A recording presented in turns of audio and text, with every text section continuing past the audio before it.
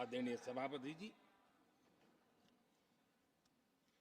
राष्ट्रपति जी ने अपने अभिभाषण में विस्तार से चार सबसे बड़ी जातियों के विषय में हम सबको संबोधित किया था। युवा, नारी, गरीब और हमारे अन्नदाता। हम जानते हैं इनकी समस्याएं ज्यादातर एक समान है, उनके सपने भी एक समान है और उसके समाधान अगर करने हैं तो थोड़ा 19-20 का फर्क पड़ेगा, लेकिन इन चारों वर्गों के समाधान के रास्ते भी एक ही हैं। और इसलिए उन्होंने बहुत ही उपयुक्त रूप से राष्ट्र का मार्गदर्शन किया है कि इन चार स्तंभों को मजबूत करिए, देश विकसित भारत की तरफ तेज गति से आगे बढ़ेगा।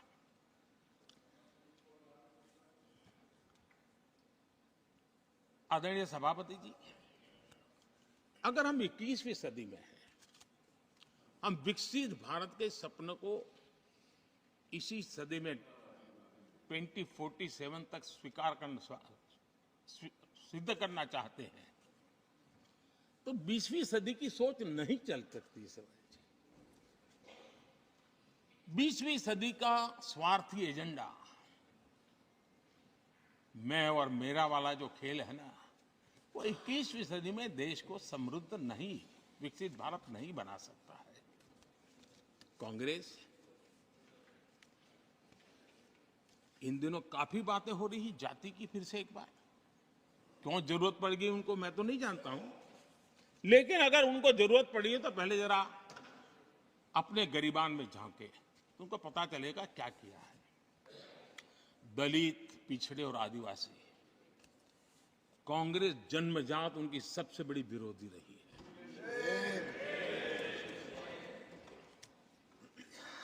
और मैं तो कभी कभी सोचता हूं, अगर बाबा साहब न होते ना तो शायद कि एससी एसटी को आरक्षण मिलता कि नहीं मिलता, ये भी मेरे मन में सवाल उठता है। आदरणीय सभापति जी, और मैं ये कह रहा हूं, इसके पीछे मेरे पास प्रमाण है। इनकी सोच आज से नहीं, उस समय से ऐसी है, मेरे पास प्रमाण। और मैं प्रमाण के सिवाय मैं यहां कहने के लिए नहीं आया। और जब बातें वहां से उठी हैं तो फिर तैयारी रखनी चाहिए उनको। मेरा परिचय तो हो चुका है, 10 साल हो गए।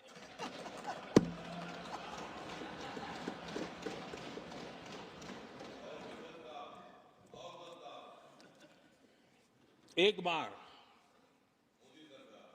और मैं आदरपूर्वक नेहरू जी को इन दिनों ज्यादा याद करता हूं, क्योंकि हमारे साथियों की अपेक्षा रहती है कि जरा उनको तो बोलो, कुछ तो बोल रहा थे। अब देखिए, एक बार नेहरू जी ने एक चिट्ठी लिखी थी और ये चिट्ठी मुख्यमंत्रियों को लिखी थी। मैं उसका अनुवाद पढ़ रहा हूं। उन्होंने लिखा था, ये देश के प्रधानमंत्री पंडित नेहरू जी द्वारा उस समय के देश के मुख्यमंत्रियों को लिखी गई चिट्ठी है, ऑन रिकॉर्ड है। मैं अनुवाद पढ़ता हूं। मैं किसी भी आरक्षण को पसंद नहीं करता और खासकर नौकरी में आरक्षण तो कतई नहीं। मैं ऐसे किसी भी कदम के खिलाफ हूं जो अकुशलता को बढ़ावा दे, जो दोयम दर्जे की तरफ ले जाए। ये पंडित नेहरू ने मुख्यमंत्रियों को लिखी हुई चिट्ठी है। और तब जाकर के मैं कहता हूं, ये जन्मजात इसके विरोधी है। नेहरू जी कहते थे, अगर एससी, एसटी, ओबीसी को नौकरियों में आरक्षण मिला तो सरकारी काम का स्तर गिर जाएगा। और आज जो आंकड़े गिनाते हैं ना कि इतने यहां है, इतने यहां है, उसका मूल यहां है, क्योंकि उस समय उन्होंने रोक दिया था रिक्रूटमेंट ही मत करो। अगर उस समय सरकार में भर्ती हुई होती और वो प्रमोशन करते करते आगे बढ़ते तो आज यहां पर पहुंचते। सभापति जी, ये कोर्ट में पढ़ रहा हूं, आप वेरीफाई कर सकते हैं, मैं पंडित नेहरू का कोर्ट पढ़ रहा हूं।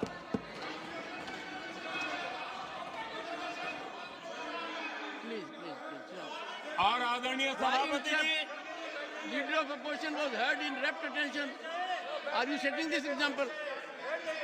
Leader of opposition was heard आदरणीय in rapt सभापति attention. Ji, Please sit down. Sit down. आप तो जानते हैं नेहरू जी ने जो कहा वो कांग्रेस के लिए हमेशा से पत्थर की लकीर होता है।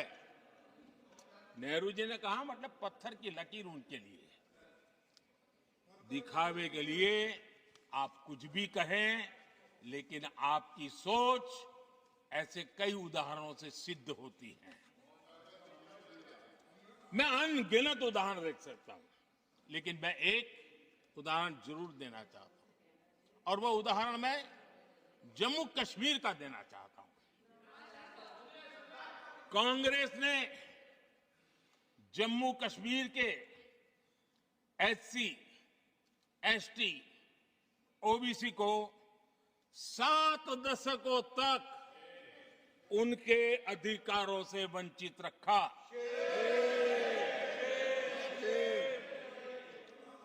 आर्टिकल 370, 370 में हम कितनी जीतेंगे उसकी बात अभी नहीं कर रहा हूं। आर्टिकल 370 को निरस्त किया, तब जाकर के इतने दशकों के बाद एसटी, एसटी, ओबीसी को वो अधिकार मिले जो देश के लोगों को बरसों से मिले हुए थे। इसको रोक के रखा था। जम्मू कश्मीर में फॉरेस्ट राइट्स एक्ट उनको प्राप्त नहीं था। जम्मू कश्मीर में प्रिवेंशन ऑफ एट्रोसिटी एक्ट नहीं था। ये हमने 370 हटाकर ये अधिकार उनको दिए। हमारे एससी समुदाय में भी सबसे पीछे पीड़ित कोई रहा तो हमारा वाल्मीकि समाज रहा, लेकिन हमारे वाल्मीकि परिवारों को भी 7 दशक के बाद भी जम्मू कश्मीर में रहे लोगों की सेवा करते रहे, लेकिन डोमिसाइल का अधिकार नहीं दिया गया। ये है। और मैं आज देश को भी अवगत करना चाहता हूं कि स्थानीय निकायों में, लोकल सेल्फ गवर्नमेंट्स में ओबीसी के आरक्षण का विधेयक भी कल 6 फरवरी को लोकसभा में भी पारित हुआ।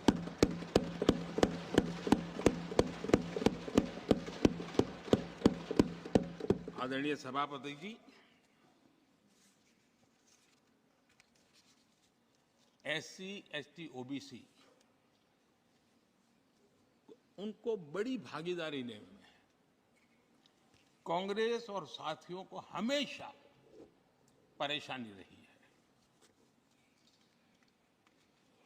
बाबा साहब की राजनीति को, बाबा साहब के विचारों को खत्म करने के लिए कोई कसर उन्होंने छोड़ी नहीं है। वक्तव्य अवेलेबल है, चुनाव में क्या क्या बोला गया वो भी अवेलेबल है। इसको भारत रत्न भी देने की तैयारी नहीं थी, वो भी भाजपा के समर्थन से और सरकार बनी, तब बाबा साहब को भारत रत्न। इतना ही नहीं, सीताराम केसरी, अति पिछड़ी जाति से कांग्रेस पार्टी के अध्यक्ष उठा करके फुटपाथ पर फेंक दिया गया। ओबीसी, वो वीडियो अवेलेबल है, वो देश ने देखा सीताराम केसरी के साथ क्या हुआ।